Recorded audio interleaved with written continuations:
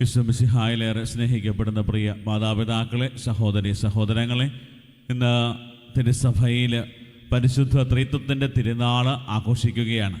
പന്തക്കോസ്ത ദിവസം കഴിഞ്ഞു വരുന്ന ഞായറാഴ്ച പരിശുദ്ധ ത്രിത്വത്തിൻ്റെ തിരുനാളാണ് നമ്മൾ ആഘോഷിക്കുക.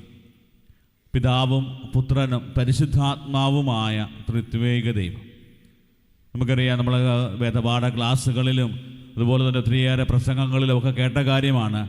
ഏക ദൈവത്തിലുള്ള വിശ്വാസമാണ് നമ്മുടെ ഓരോരുത്തരുടേത്. പക്ഷേ ദൈവത്തിൽ 3 വ്യക്തിത്വങ്ങളുണ്ട്. പറഞ്ഞു കൊടുക്കാനും മനസ്സിലാക്കാനും ഒക്കെ ഒത്തിരിയേറെ ബുദ്ധിമുട്ടുള്ള ഒരു കാര്യമാണ്. പക്ഷേ ഓരോ നിമിഷവും നമ്മൾ അനുസ്മരിക്കുന്നതും അനുഭവിക്കുന്നതും നമ്മുടെയൊക്കെ ജീവിതവുമായി അത്രമാത്രം ബന്ധപ്പെട്ട് കിടക്കുന്ന ഒരു വലിയ വിശ്വാസ യാഥാർത്ഥ്യമാണ് പരിശുദ്ധ ത്രിത്വം. തിയോളജി ക്ലാസ്സുകളിലൊക്കെ ഈ ഒരു സബ്ജക്റ്റിനെ കുറിച്ച് കൂടുതൽ പഠിക്കാൻ തുടങ്ങിക്കഴിഞ്ഞപ്പോൾ മനസ്സിലായൊരു കാര്യം, നമ്മുടെയൊക്കെ ജീവിതത്തിൽ ഈ ഒരു വലിയ ത്രിത്വവുമായിട്ട് വലിയ ബന്ധമുണ്ട്. നമ്മൾ തിരിച്ചറിയാതെ പോകുന്ന ഒരു വലിയ ബന്ധമുണ്ട്. നമ്മളെപ്പോഴും പ്രാർത്ഥന പിതാവും പുത്രനും പരിശുദ്ധാത്മാവും ത്രിത്വേക ദൈവമായ ദൈവത്തെ വിശ്വസിക്കുന്നു. പക്ഷേ ആ ഒരു ത്രിത്വേക ദൈവവുമായിട്ടുള്ള നമ്മുടെ ബന്ധം എന്ന് പറയുന്നത് നമ്മളും ഒരു ചെറിയ ത്രിത്വമാണ് എന്നുള്ളതാണ്. We are small trinity. അതായത് ഉൽപ്പത്തി പുസ്തകം 1-ാം അധ്യായം 26-ാം വചനത്തിൽ പറയുന്ന കാര്യമാണ്, നമുക്ക് നമ്മുടെ ഛായയിലും സാദൃശ്യത്തിലും മനുഷ്യനെ സൃഷ്ടിക്കാം. ദൈവത്തിൻ്റെ ഛായയിലും സാദൃശ്യത്തിലും സൃഷ്ടിക്കപ്പെട്ടവരാണ്. വെറും സാദൃശ്യത്തിലോ ഛായയിലോ അല്ല, മറിച്ച് ത്രിത്വേക ദൈവത്തിൻ്റെ ഛായയിലും സാദൃശ്യത്തിലും സൃഷ്ടിക്കപ്പെട്ടവരാണ് നമ്മൾ ഓരോരുത്തരും. അതുകൊണ്ടാണ് നമ്മുടെ ഉള്ളിലും ദൈവിക സാന്നിധ്യമുണ്ട് എന്ന് എപ്പോഴും പറയുക. ഈ ഒരു വലിയ വെളിപ്പെടുത്തൽ, ഇതൊരു വലിയ ഒരു രഹസ്യമാണ്. ഇത് നമുക്ക് വെളിപ്പെട്ട് കിട്ടിയത് ഈശോ മിശിഹായിലൂടെയാണ്. പഴയ നിയമത്തിൽ ഒത്തിരിയേറെ വ്യാഖ്യാനങ്ങൾ നമ്മൾ കാണുന്നുണ്ട്. സ്വർഗീയ പിതാവിനെക്കുറിച്ച്, പുത്രൻ്റെ വരവിനെക്കുറിച്ച്, ക്രിസ്തുവിൻ്റെ വരവിനെക്കുറിച്ചൊക്കെ പറയുന്നുണ്ട്, പരിശുദ്ധാത്മാവിൻ്റെ അഭിഷേകത്തെക്കുറിച്ചൊക്കെ പറയുന്നുണ്ട്. പക്ഷേ ഇതിൻ്റെ ഒരു പൂർണ്ണത നമുക്ക് കൃത്യമായിട്ട് മനസ്സിലാക്കാൻ പറ്റുന്നത് ഈശോ മിശിഹായിലൂടെയാണ്. ഈശോയുടെ പരസ്യ ജീവിതകാലത്ത് ഈശോയുടെ ഏറ്റവും വലിയ ജീവിത നിയോഗം എന്ന് പറയുന്നത് പിതാവായ ദൈവത്തെ ലോകത്തിന് പരിചയപ്പെടുത്തുക എന്നുള്ളതാണ്. ലൂക്കായുടെ സുവിശേഷം നമ്മൾ വായിക്കുമ്പോൾ അവിടെ കാണുന്ന കാര്യമാണ്, പിതാവ് ഇതുപോലെ സ്നേഹമുള്ളവനാണ്, പിതാവ് കരുണയുള്ളവനാണ്. വായിച്ചയുടെ 1-ാമത്തെ വായനയിൽ ദൈവത്തിൻ്റെ ആ ഒരു വലിയ സ്വഭാവത്തെക്കുറിച്ച് പറയുന്നുണ്ട്. നാം കാരുണ്യവാനാണ്, ദീർഘക്ഷമയുള്ളതാണ്. ഇതെല്ലാം പറയാൻ ദൈവത്തിൻ്റെ സ്വഭാവമാണ്. അതായത് ഇസ്രായേൽ ജനത വിശ്വസിച്ചിരുന്ന യാഹ്വേ എന്ന ദൈവമാണ് എൻ്റെ സ്വർഗീയ പിതാവ് എന്ന് ഈശോ പഠിപ്പിക്കുകയാണ്. നിങ്ങൾ ഉദ്ദേശിക്കുന്ന പോലെ ഒരു ദൈവമല്ല, മറിച്ച് ഇതുപോലെ സ്നേഹിക്കുന്ന ഒരു ദൈവമാണ് നിങ്ങൾ വിശ്വസിക്കുന്ന ദൈവമെന്ന് ഈശോ വെളിപ്പെടുത്തി. അത്രമാത്രം ആഴമായൊരു ബന്ധമുണ്ടായിരുന്നു. പിന്നീട് ഉത്ഥാനത്തിന് ശേഷം എല്ലാവരും, ആദിമസഭയും ശിഷ്യന്മാരും അപ്പസ്തോലന്മാരും ഒക്കെ ഒരുപോലെ അനുഭവിച്ചറിഞ്ഞൊരു കാര്യമാണ് ഈശോ കർത്താവും ദൈവവുമാണ്. തോമാസ് ലീഹായുടെ വിശ്വാസ പ്രഖ്യാപനത്തിൽ കാണുന്ന കാര്യമാണ്, എൻ്റെ കർത്താവേ, എൻ്റെ ദൈവമേ എന്ന് തോമാസ് ലീഹ പറയുമ്പോൾ ആദിമസഭയുടെ ഒരു വലിയ ബോധ്യമായിരുന്നു ഈശോ കർത്താവും ദൈവവുമാണ്. പിന്നീട് പന്തക്കോസ്ത ദിവസം പരിശുദ്ധാത്മാവ് അഗ്നിനാവ് ആയി അപ്പസ്തോലന്മാരുടെ മേൽ വന്നു കഴിഞ്ഞപ്പോൾ അവിടെയും മനസ്സിലായൊരു കാര്യമാണ്, അവിടെയും പരിശുദ്ധ ത്രിത്വത്തിലെ 3-ാമത്തെ വ്യക്തി സഹായകനായ പരിശുദ്ധാത്മാവ്. അങ്ങനെ ഈ പരിശുദ്ധ ത്രിത്വത്തിലുള്ള ആ ഒരു വലിയ വിശ്വാസം ആദിമസഭയുടെ ഒരു വലിയ പ്രത്യേകതയായി. പിന്നീട് AD 325 നിക്കാ കുസ്തുനഹദോസിൽ ഇതിനൊരു കൂടുതൽ നിർവചനമൊക്കെ ലഭിക്കുന്നുണ്ട്.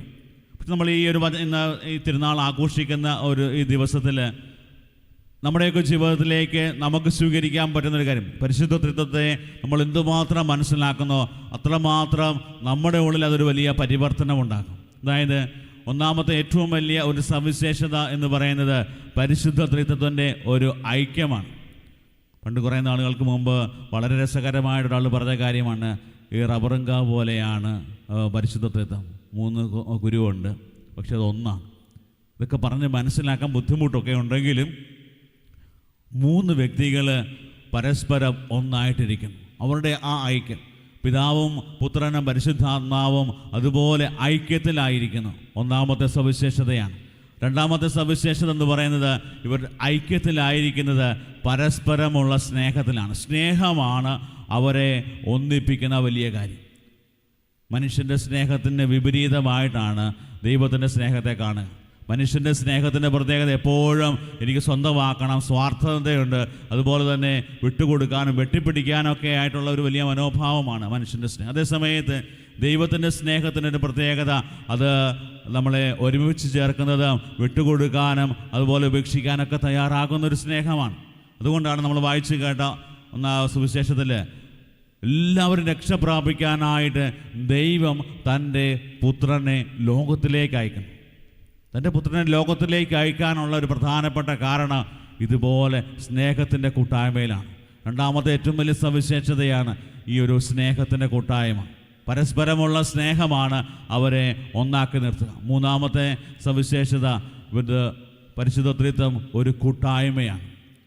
ഇതൊരു ന്യൂമറിക്കലായിട്ട് അല്ലെങ്കിൽ നമ്പർ വെച്ച് 3 പേര് ഒന്നായിട്ടിരിക്കുന്നു എന്നുള്ളതല്ല, മറിച്ച് ഇതൊരു കൂട്ടായ്മയാണ്. 3 പേരും ഒരേ മനസ്സോടെ ഒരേ ആത്മാവോടെ പ്രവർത്തിക്കുന്നു. നാലാമത്തെ സവിശേഷതയാണ് അവിടെ അവർക്കൊരു ഹയരാർക്കിയില്ല. നമുക്കറിയാം കത്തോലിക്ക സഭയിലും നമ്മുടെയൊക്കെ സമൂഹത്തിലൊക്കെ എല്ലായിടത്തും ഹയരാർക്കിയൊക്കെ ഉണ്ട്. പ്രധാനമന്ത്രിയുണ്ട്, അതുപോലെ തന്നെ പ്രധാനമന്ത്രിയുണ്ട്, മന്ത്രിമാരുണ്ട്, ഇങ്ങനെയൊക്കെ ഒരു ഹയറാർക്കിയൊക്കെ ഉള്ളതുപോലെ നമുക്ക് മാർപ്പാപ്പയുണ്ട്, കർദിനാളന്മാരുണ്ട്, മെത്രാന്മാരുണ്ട്, വൈദികരുണ്ട്, ഇതൊക്കെ ഉണ്ട്. ഇങ്ങനെ ഒരു ഹയറാർക്കിയൊക്കെ ഉണ്ട്. പക്ഷെ പരിശുദ്ധ ത്രിത്വത്തിൽ അങ്ങനെ ഒരു ഹയറാർക്കിയിൽ. കാരണം എന്താണ്? പിതാവ് പൂർണ്ണമായും പുത്രനെ സമർപ്പിക്കും, പുത്രനും പരിശുദ്ധാത്മാവ് സമർപ്പിക്കും. അങ്ങനെ പരസ്പരം സമർപ്പിച്ച് അവരിൽ ആരാണ് വലുത് ആരാണ് ചെറുത് എന്ന് പറഞ്ഞ് വഴക്കുണ്ടാക്കുന്ന ഒരു സ്വഭാവമല്ല, മറിച്ച് ഉള്ളത് മുഴുവനും പരസ്പരം പങ്കുവെച്ച് ജീവിക്കുന്ന പരിശുദ്ധ ത്രിത്വം. പ്രിയപ്പെട്ടവരെ, ഇതുപോലെ ഈ ഒരു സവിശേഷതകൾ നമ്മുടെയൊക്കെ അനുദിന ജീവിതത്തിലേക്ക് നമുക്ക് കൊണ്ടുവരാൻ പറ്റിക്കഴിഞ്ഞാൽ നമ്മുടെ കുടുംബ ജീവിതങ്ങളിൽ വലിയ മാറ്റങ്ങൾ ഉണ്ടാക്കാൻ പറ്റും. പരസ്പരം സ്നേഹത്തിൽ ഒന്നാകുന്ന ഒരു കുടുംബം പരിശുദ്ധ ത്രിത്വത്തിൻ്റെ സാദൃശ്യത്തിലാണ് മാറുക.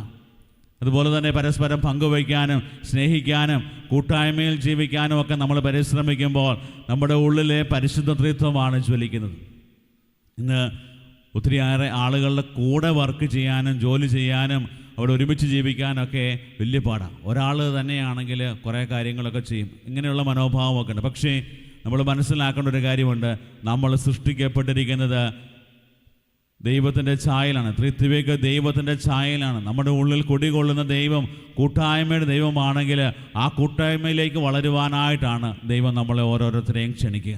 പ്രിയപ്പെട്ടവരെ, ഇന്ന് ഈ തിരുനാൾ ദിവസം നമുക്കും പ്രാർത്ഥിക്കാവുന്ന കാര്യം, ഈശോയെ ഞങ്ങളുടെ ഉള്ളിൽ വസിക്കുന്ന ആ ദൈവിക സാന്നിധ്യത്തെ ജ്വലിപ്പിക്കുവാനും പരിശുദ്ധ ത്രിത്വത്തിൻ്റെ അതേ മോഡലിൽ ഞങ്ങളുടെ ജീവിതങ്ങളെ നവീകരിക്കാനും സ്നേഹത്തിലും ഐക്യത്തിലും പങ്കുവയ്ക്കലിലും ഞങ്ങളുടെ കുടുംബജീവിതവും ഞങ്ങളുടെ വ്യക്തി ജീവിതവും മാറാൻ കർത്താവേ ഞങ്ങൾക്ക് കൃപ തരണമെന്ന് പ്രത്യേകമായിട്ട് നമുക്ക് പ്രാർത്ഥിക്കാം. സർവശക്തനായ ദൈവം നമ്മെ സമൃദ്ധമായി അനുഗ്രഹിക്കട്ടെ. ആമേൻ.